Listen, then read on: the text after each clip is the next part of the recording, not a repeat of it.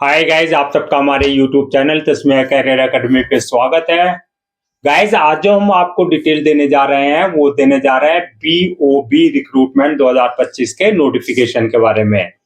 BOB यानी कि bank of Baroda ने अप्रेंटिस की 2700 वैकेंसीज के लिए अपना नोटिफिकेशन जारी किया है। अगर आप भी इन वैकेंसीज के लिए अप्लाई करना चाहते हैं तो गाइस ये वीडियो आपके लिए बहुत ज्यादा इंपॉर्टेंट है, क्योंकि इस वीडियो में हमने पूरा डिटेल में बताया कि क्या मिनिमम क्वालिफिकेशन मांगी गई है, क्या आपका सिलेक्शन प्रोसेस रहेगा, लास्ट डेट अप्लाई करने की कब है और ऑनलाइन जाकर के कैसे आपको रजिस्ट्रेशन और फॉर्मेलिटीज पूरी करनी होगी। तो गाइस पूरा वीडियो देखिएगा और साथ ही साथ में हमारे इस यूट्यूब चैनल को सब्सक्राइब कर लें, लाइक करें और ज्यादा से ज्यादा शेयर करें। तो गाइस सबसे पहले बात करते हैं इनकी ऑफिशियल वेबसाइट की। इनकी जो ऑफिशियल वेबसाइट है वो है www.bankofbaroda.bank.in, जहां पर जाकर के आपको रजिस्ट्रेशन और फॉर्मेलिटीज पूरी करनी होगी। रिक्रूटमेंट अथॉरिटी आपकी बीओबी रहेगी, यानी कि बैंक ऑफ बड़ौदा ही रहेगी।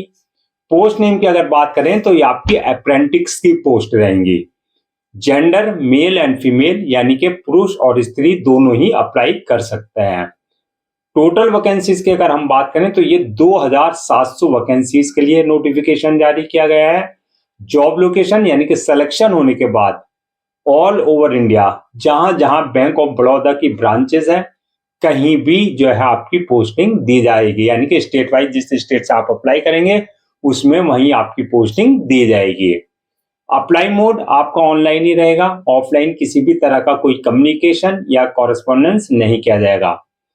रजिस्ट्रेशन की अगर हम बात करें तो रजिस्ट्रेशन जो है इसके स्टार्ट हो चुके हैं 11 नवंबर 2025 से रजिस्ट्रेशन स्टार्ट हो चुके हैं और लास्ट डेट है रजिस्ट्रेशन की यानी कि अप्लाई करने की वो है 1 दिसंबर 2025।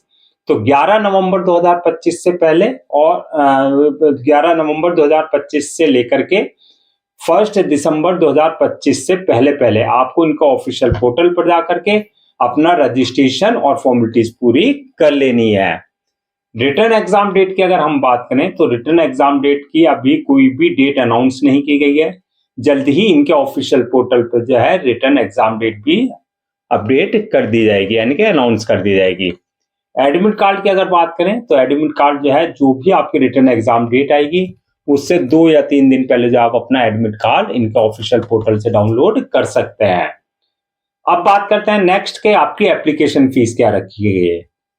तो एप्लीकेशन फीस की अगर हम बात करें, अगर आप जनरल, ओबीसी या ईडब्ल्यूएस इस कैटेगरी में फॉल करते हैं तो आपके लिए एप्लीकेशन फीस जो रखी गई है वो 800 रुपए प्लस जीएसटी आपको देनी होगी।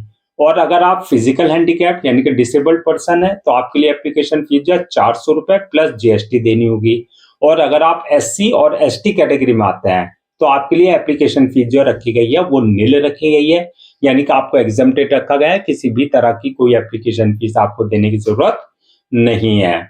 अब बात करते हैं पेमेंट मोड की, यानी कि जो आपकी एप्लीकेशन फीस है उसका जो पेमेंट मोड रहेगा क्या रहेगा। तो वो रहेगा आपका ऑनलाइन, यानी कि at the time of registration आप अपने debit card, credit card, net banking, UPI, IMPS या जो भी पेमेंट गेटवे वहां पर है उसके थ्रू आप अपनी एप्लीकेशन फीस जो डिपॉजिट कर सकते हैं। अब नेक्स्ट बात करते हैं कि आपका जो है एलिजिबिलिटी क्राइटेरिया क्या रखा गया है, यानी कि क्या मिनिमम एजुकेशनल क्वालिफिकेशन मांगी गई है। तो क्वालिफिकेशन की अगर बात करें तो bachelor degree in any discipline from recognised board और इंस्टीट्यूशन से, यानी कि आपने ग्रेजुएशन कर रखा हो किसी भी स्ट्रीम में हो, चाहे आपने साइंस से कर रखा है, चाहे कॉमर्स से, चाहे आर्ट्स से, यानी कि बीएससी, बीकॉम और बीए वाले सभी अप्लाई कर सकते हैं, सभी स्ट्रीम वाले। एज लिमिट की अगर बात करें तो मिनिमम 20 साल और मैक्सिमम 28 साल। 20 और 28 साल के बीच में अगर आपकी एज है तो आप इन वैकेंसीज के लिए यानी कि अप्रेंटिस की पोस्ट के लिए अप्लाई कर सकते हैं। एज रिलैक्सेशन एज पर गवर्नमेंट रूल्स एंड रेगुलेशंस, जो रिजर्व कैटेगरीज वाले हैं उनको जो एज रिलैक्सेशन दिया जाता है वो प्रॉपर आपको एज रिलैक्सेशन दिया जाएगा। अब नेक्स्ट बात करते हैं कि आपका सिलेक्शन किस बेसिस पे होगा, यानी कि कौन कौन से स्टेप रहेंगे, कौन कौन सी स्टेजेस रहेंगी। तो इसमें मल्टीपल स्टेजेस रहेंगी जो आपको क्लियर करनी होगी।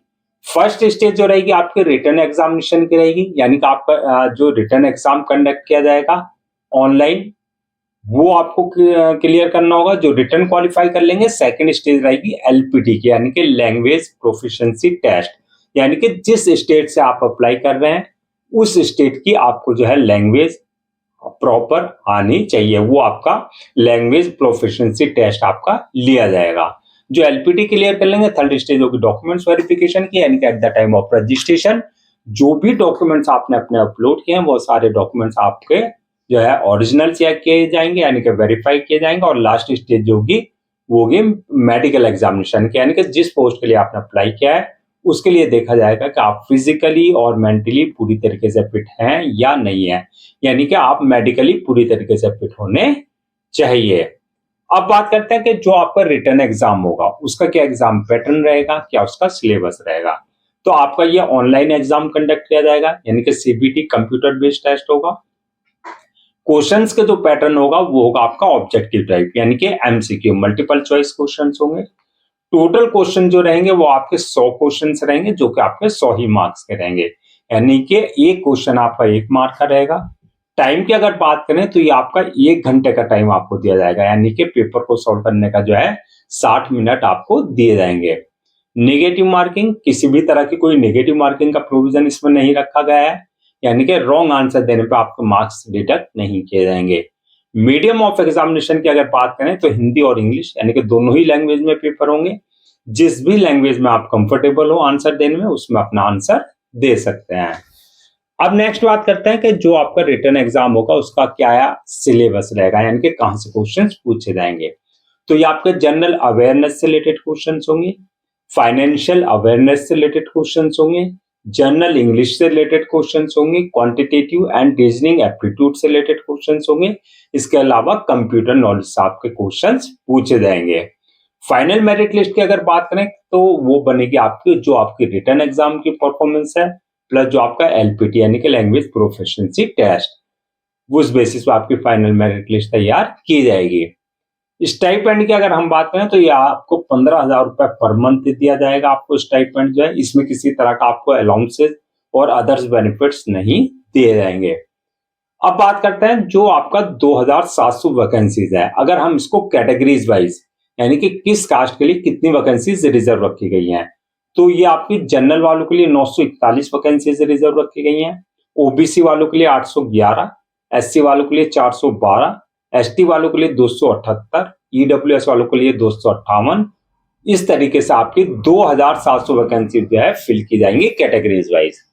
अब बात करते हैं कि अप्लाई करने से पहले क्या क्या डॉक्यूमेंट्स आपको जो है रेडी रखना है। तो डॉक्यूमेंट्स की अगर हम बात करें, सबसे पहले जो आपके एकेडमिक सर्टिफिकेट्स हैं, 10th की मार्कशीट, 12th की मार्कशीट, उसका सर्टिफिकेट। इसके अलावा जो आपका जो बैचलर डिग्री है, चाहे आपने बीएससी किया है, चाहे बीकॉम किया है, चाहे बीए किया है, जो भी किया है, चाहे वो आपने सेमेस्टर वाइज किया है, चाहे ईयर वाइज किया, वो सारे डॉक्यूमेंट्स आपको पहले से स्कैन कॉपी करा करके रखना है।